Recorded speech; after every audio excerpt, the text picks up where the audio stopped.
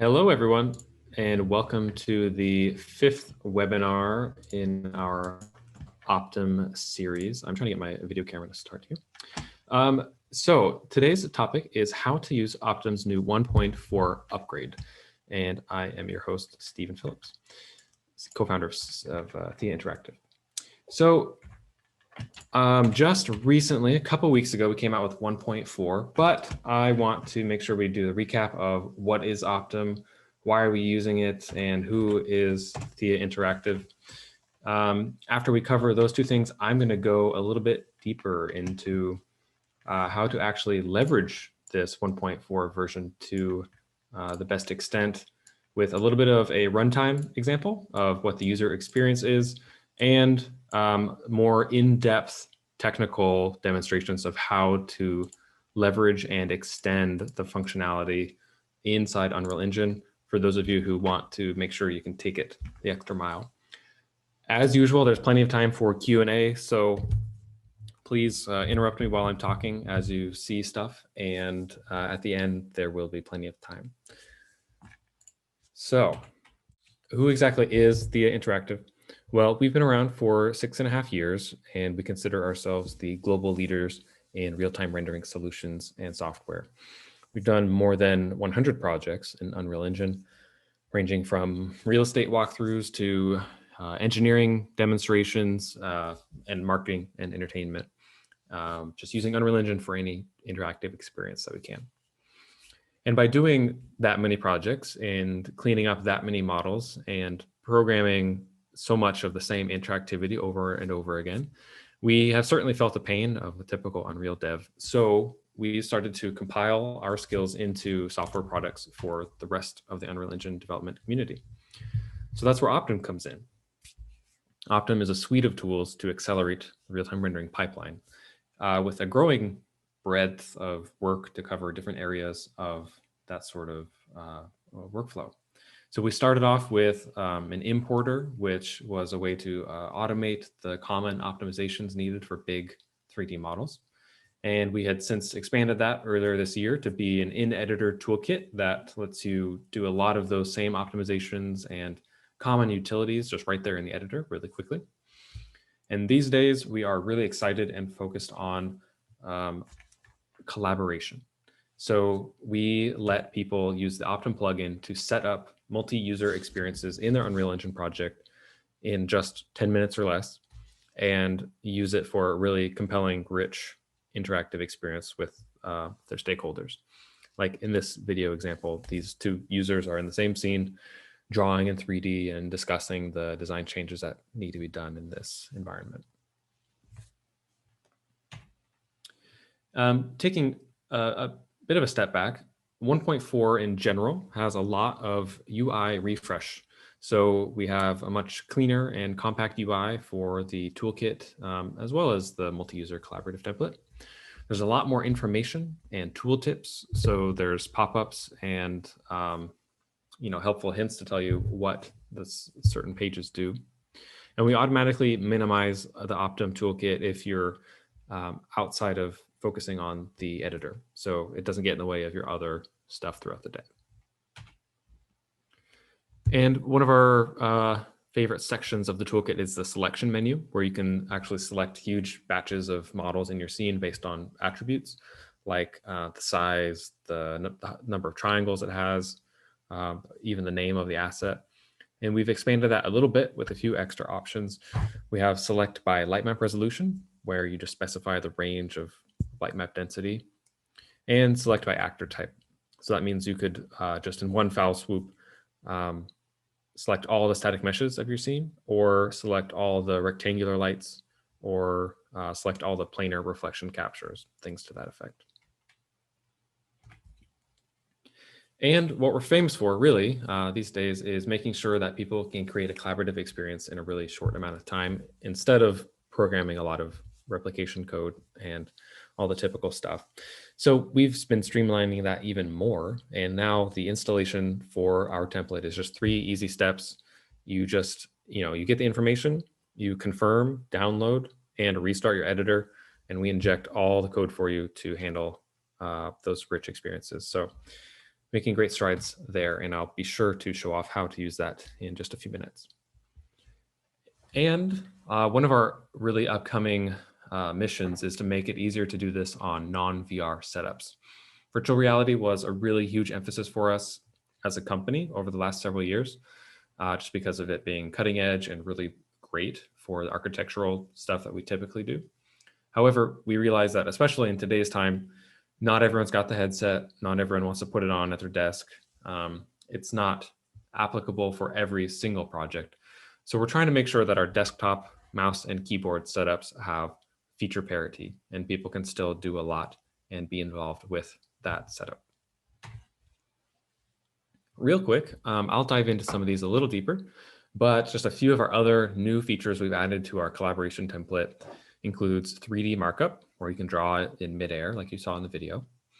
Also a media player, where you can have videos, video files, or video streams actually playing at runtime, replicated for everybody with play and pause and all that.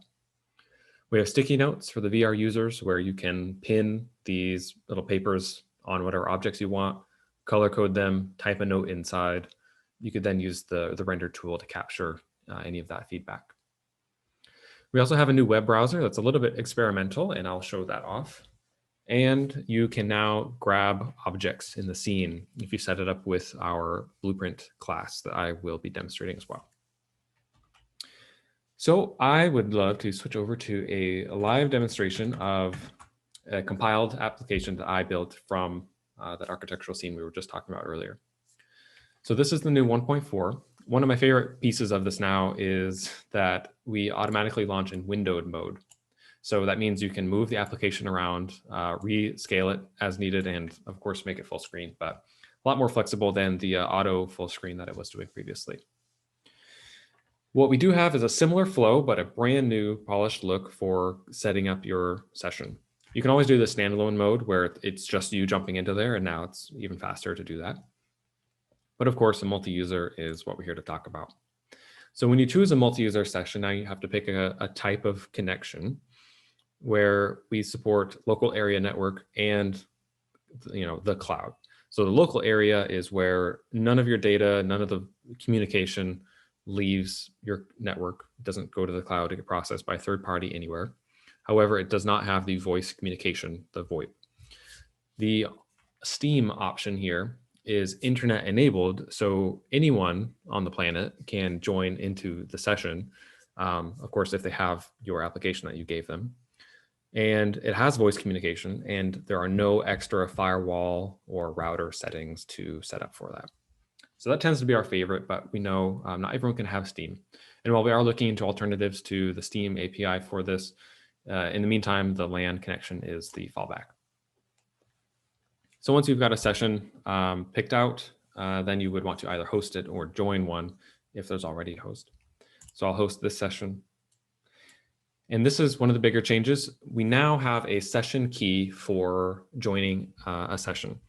So the way it used to work was you could send your application to anybody, and then anyone who has it can join anybody else who is running a session. Introducing the session key means that you have a little more control over who joins it and when.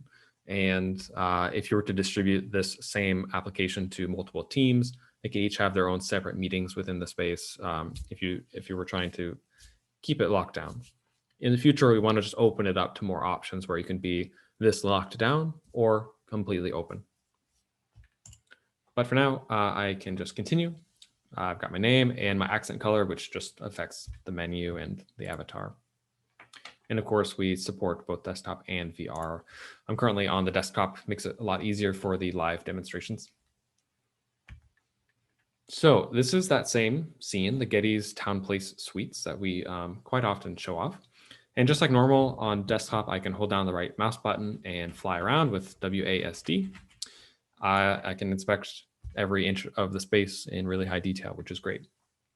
What's new and amazing is on the left-hand side, we now have a menu with tools for these desktop users. So you can select relevant objects to highlight them for other people. The drawing tool is really fun. The drawing Right now for desktop, it can only take place on a whiteboard. So either whoever's preparing the package needs to make sure there's a whiteboard asset in the scene, or you can draw on the whiteboard that the VR users spawn in there.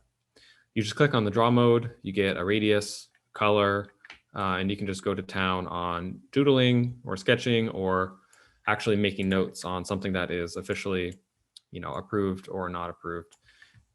And then for this reason or many other reasons, you can whip out the camera tool. So the camera tool is very straightforward. You just zoom in and out, and you pick from one of 3 resolutions up to 4K, and you can take a screenshot.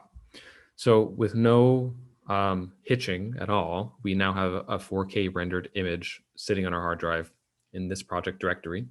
I could send that in an email. I can mark it up, put it in a PDF, whatever you want to do with it. Really straightforward. Another new tool is the browser.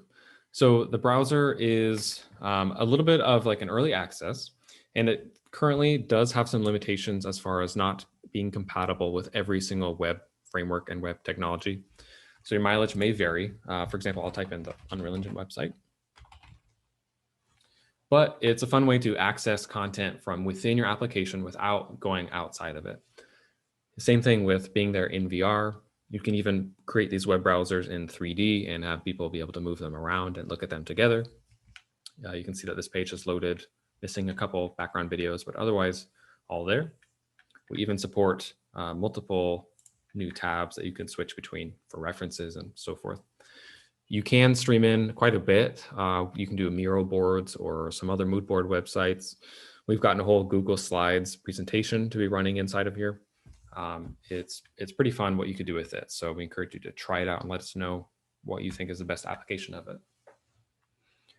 It's also not just a web browser, but it's also a media browser for any movie content that you have inside your project. So this is a movie, the Thea Sizzle Reel, that I'll be able to show you on a different version of this. But anyways, we want to also increase that to be a file browser in general, and also to see the rendered images that you had saved out via the camera tool. Moving just down on this list of features, we have mute options for the sound coming out of the application, as well as the microphone input. So really handy for limiting bandwidth, as well as just decreasing the annoying noises that could sometimes happen. And if you haven't seen the last webinar I did, I recommend going to our YouTube or Vimeo pages and checking that out. I gave a bit of a deeper preview of our new settings menu that has a lot of graphic settings, audio settings, and just general information about what's happening in your session. And the last thing here in our toolbar is our brand new level manager. This one is a huge feature request from you guys. Being able to take your stakeholders from level to show off different things and talk about different areas is really, really important. So now you can load these up ahead of time, which I will show you how to do. And you could have kind of a limitless amount of areas to jump between. And everyone in your group will transport over to the other scene. I just click on that nighttime version in that thumbnail. And now I've got this nighttime scene that's been created separately. Back to the daytime, I wanted to point out the 3D widgets here. You saw the whiteboard. This is the new media player widget, which I will also be demonstrating. You can put any image or video there in 3D. VR users can grab these little pages and move them around and attach them to surfaces. And all of the playing and pausing and scrubbing through the video and the volume controls, this is all replicated so that all the players see all the same things. The audio is attenuated, it's spatialized. So as you move away from it, you know where it is in the room to add a little more immersion. And then the alternate version where it's just a still image like this top one is just handy for creating presentations or assembling a little room of content, and it automatically scales to the image you have. And I do see a question about drawing outside of whiteboards. Currently, in 1.4, in the desktop version, the drawing tool only draws within the bounds of a whiteboard. So the exception there is in VR, you can draw on a whiteboard with that pen tool, or if you're not on a whiteboard, you can just press another button and draw a spline in 3D. So those are the two modes for VR. We have not gotten feature parity onto the desktop yet. Totally intended though. Okay, so I think that was about it for the live demo of the runtime. Now I want to switch over to the editor and show you how to set up some of these new features. I can tell you that I already installed the template into this project. It was more or less empty until then. But if you needed to do that on your own project, you just open the Optim toolkit via that toolbar. And in this side menu, the very bottom option is the template area. And that's where you just go through those 2 or 3 steps to install it. And then the final page you see is your app settings. So when you open this, it is a separate blueprint window. And this is where you can pick the levels that are available in your level manager, including the default level that you would spawn into. And it's where you could pick what pawn to use if you have a custom VR pawn or a custom desktop pawn for that interactivity. And if you wanted to ever remove any tools, say you don't want people drawing on anything because it's just a presentation, there's no interactivity, you can just delete it from here and it won't show up in the game. Now I've actually preloaded this one with 3 levels now. When you first open this on your own project, you will see Expanse as the primary level. The Expanse is just a freebie that we give you. It's a wide open, void exterior environment. You're free to use it how you want. However, I'm assuming you're going to want your own content as well. So these are set up just like any other array or struct inside Unreal. So if you're familiar with that, there's basically this levels group of assets, and there's one element in it. And you have to click the plus sign in order to produce a new level. And then there's a little drop down to expand its options. And we have the name, the screenshot, which is the thumbnail, and the level. So for this one, I would say bar daytime. And for the screenshot, we do not automatically get this for you yet. I just did a really simple snipping tool grab of the window and imported that PNG to Unreal and didn't touch anything else. And it works just fine as a thumbnail. And then for the level, you just type in the name, which is bar deck for me, and that's all good. And then you would just do that again for my nighttime scene or your exterior scene, and it'll just be there available. Just keep in mind that the first one here, element 0, will be the default that everyone just ports into as soon as they open the application. Okay, so that's the most important thing to do there. And I see a question about the video player, which I will get to in just a moment. So now I want to tackle a few other specific features. Let's go to the video player. Inside this Optim folder that you'll find in your project is where we have organized just everything. And since the last version, it's actually been cleaned up quite a bit and follows the standard UE4 dot style, if you're familiar with what that is. So we have a variety of folders for core functionality, common assets that get shared among it. And then specifically, I'm going to be doing a lot of the work inside of tools here. So tools is where we have put all the individualized modules for functionality. These are things that show up in the toolbar. And that's some things that show up elsewhere that are just standalone functions and assets. So there is a media display folder here under tools. And inside of that is the BP media display. So with this, I can just drag this into the world. And it's a teeny tiny little video player with nothing on it. In the details panel is where all the settings for this are. Now, just to FYI, for this and any other tool and any other Optim customization whatsoever, you always have the option, and we honestly recommend to create child classes. So if you have a type of video that you're going to reuse this player with many times over, just create a whole new class with it instead of editing it here once in the level. But for my purposes, this is just fine. So I want this to be a video. So I'm going to change the media source type from an image to a video. And then I'm going to have to fill out this video asset reference. However, I don't have one for my video yet. Videos in Unreal have to be stored in the movies folder of the content root folder. So this is where you would dump your MP4 files. You have to check the latest Unreal documentation for the official codecs that are supported. I just know that the MP4 with the H.264 encoding is the standard and has always been supported for anything I've tried. So that's what I tend to use. So once that's in this folder, you won't see it in the editor because you have to right click, go to media, and go to File, Media, Source. And then this asset, when you open it, just has the path to your video. So you browse, you find it. I had already navigated here. You can see it's really the same folder. And that's all there is to it. And now that I have that asset, I can drag it or select it for this video player. One of the shortcomings of the current 1.4 release for the media player is it does not preview in the editor like this. For that video to get loaded or for the image assets to get loaded, you have to be simulating or playing.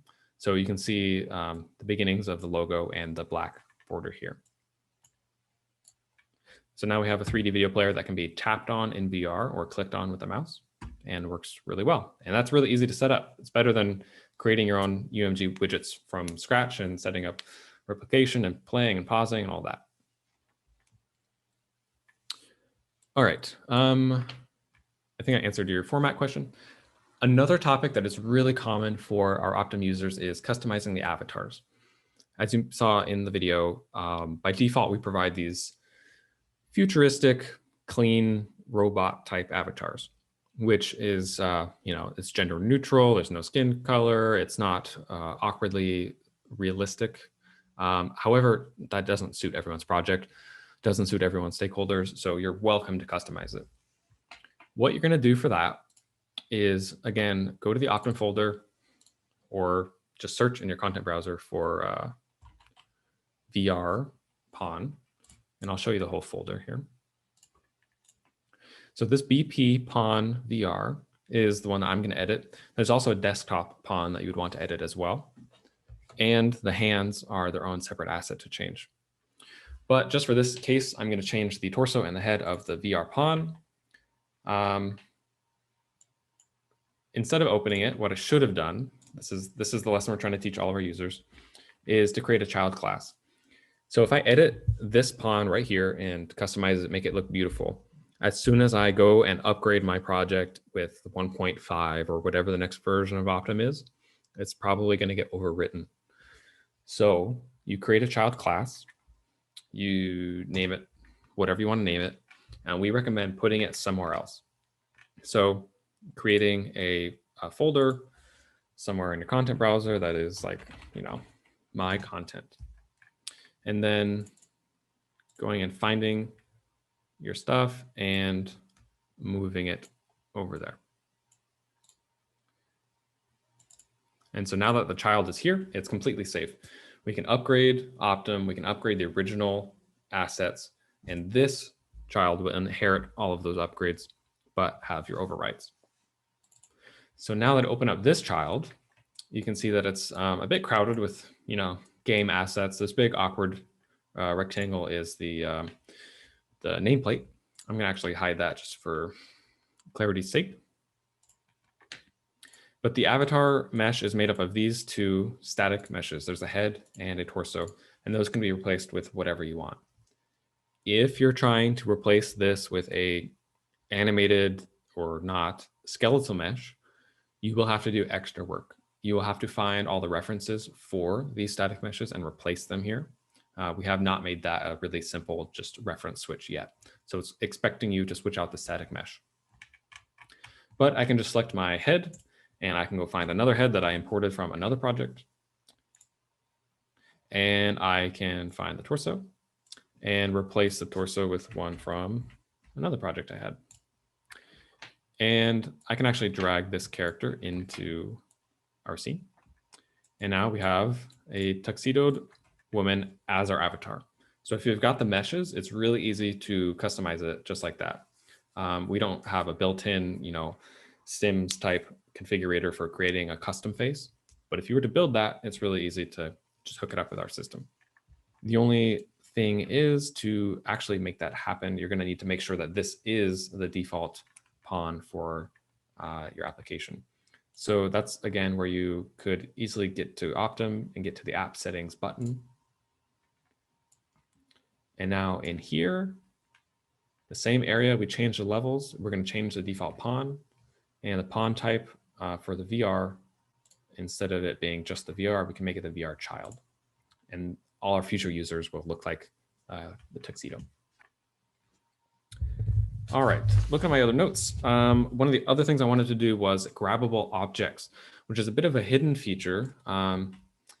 Really, every single one of these widgets that I've been showing off inherits stuff from this grabbable object class. And one of the keywords you're going to look out for in Optim code is the word abstract, because when you search for that, it's basically the parent class for a lot of things. So the first one here is BP interactable abstract. So this is going to be the object that we're going to derive from for anything that needs to be grabbed, moved, have physics simulated on it, etc. So again, for the sake of time and demonstration, I can just bring it straight into the world and it's completely empty. If you look at the component list, it does have a static mesh, and you click on that, it's actually empty. So if you have a type of asset that you need to reuse quite often, you would go through that child process and then just make a preset with a certain mesh. But for here, I can just change the static mesh reference on the fly. I wonder if there's a stool I can use. Cool. So this is now a stool from this project, but it's not just a static mesh, it is grabbable. When you scroll down in the details panel of the entire actor, not just the component, some of the first things are physics. So by default, we do simulate physics, and it can be quite fun to, if you're moving a chair, you might want it to drop to the floor. If you're creating something fun and interesting, you could just throw assets and bounce them off the walls. You can even set the actual weight of it in pounds or kilograms. If I simulate the game, you'll see what happens with the physics. The stool falls through the floor. So the reason it does that is because this whole scene has been stripped of its collision boxes. So we're expecting there to be collision set up for the object, which is really straightforward to do. You just go into the asset, open up the static mesh that it references. And for just about anything, you can go up to collision and then add a simplified collision. For this one, I think the cylindrical Z1 was going to be safe. That's pretty accurate, I think. So we save it out. No extra work to be done. I made sure that the floor had collision already. Now that we simulate, it's going to hit the ground and bounce and stay on the ground. So that's really handy for setting up, again, furniture configurators or other things where you want to actually move items around a room, see different design options, and so forth, or throw it around for fun. And there are also a lot of optional settings in here for visually changing the color of it when you grab it, or when you scroll down under basic, this hand animation. So once you grab this object, you can choose to have the hand become a fist, or the hand can become a pointer, or the hand can become a slightly open hand, things like that. So plenty of options there to customize it as you wish. Okay, I'm approaching the end of my feature list for things I'm trying to show off today. So prepare any last questions you have, and then I'll be wrapping up on some broader topics as well. The last one was the whiteboards. So if you have a basic Unreal Engine scene and you put people into the Colab template, these desktop users will not be able to draw on anything. So you can set up whiteboards. You can even put whiteboards inside of other code classes that you have. But under the template and under the tools, there is a, is it not? Let me go up one folder. My apologies. where was it? BP Whiteboard was under drawing, I see. So the BP Whiteboard, as part of the drawing tool set, is just an asset you can drag anywhere into the scene. It's a big square, and we're still simulating.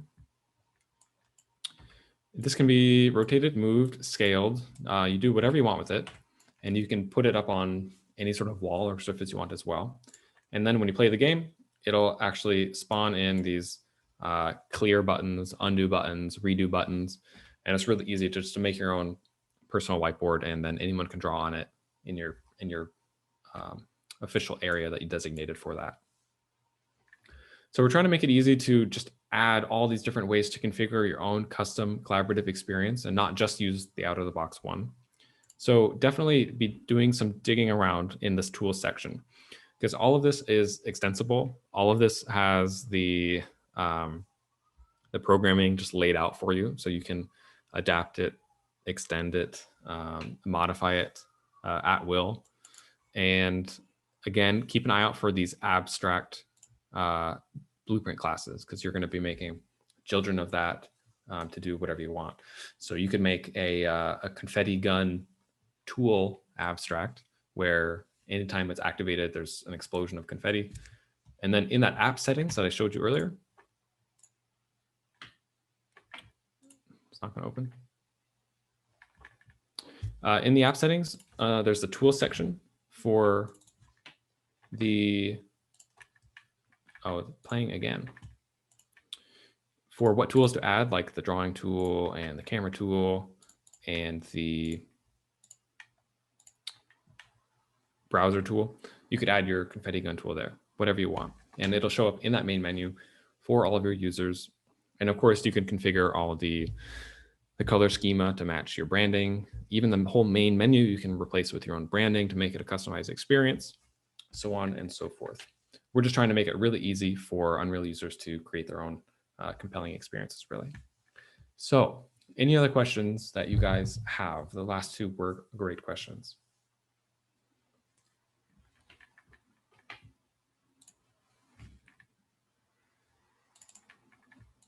Someone is commenting that it's really cool. Well, we appreciate that because we think it's cool too.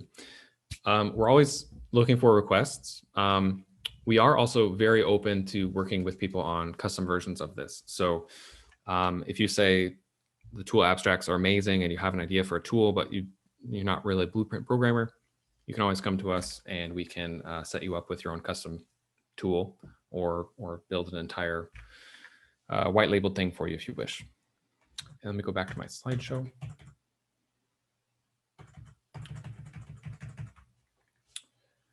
Also, if you haven't yet, go to our YouTube and Vimeo channels, search for Optim Webinar. We have 4 of them so far, which cover a lot of other things like the toolkit with all of the different optimization features, like doing a clustered merge on all the assets in your scene, or the importer, which can do some really big brute forcing combining of things as it's getting imported. Optim is available for a 14-day free trial right now. Today, you can download all those features I just showed. We also have different tiers of licensing. The VR collaboration, and when I say VR, it's just the collaboration template, is available in our Pro and Enterprise tier. The Enterprise tier is primarily for bundled licensing, group plans, floating licenses, or other custom features you want. And then the Pro licensing is a bit more straightforward, and you just get all of this. And that is $90 a month or $900 for a yearly license. There's one more comment about a reset function. Yeah, that's a great point. I think the only reset we have right now is just reloading the level. We'll put it back exactly where it was. You're totally right, though. A different sort of reset would be great.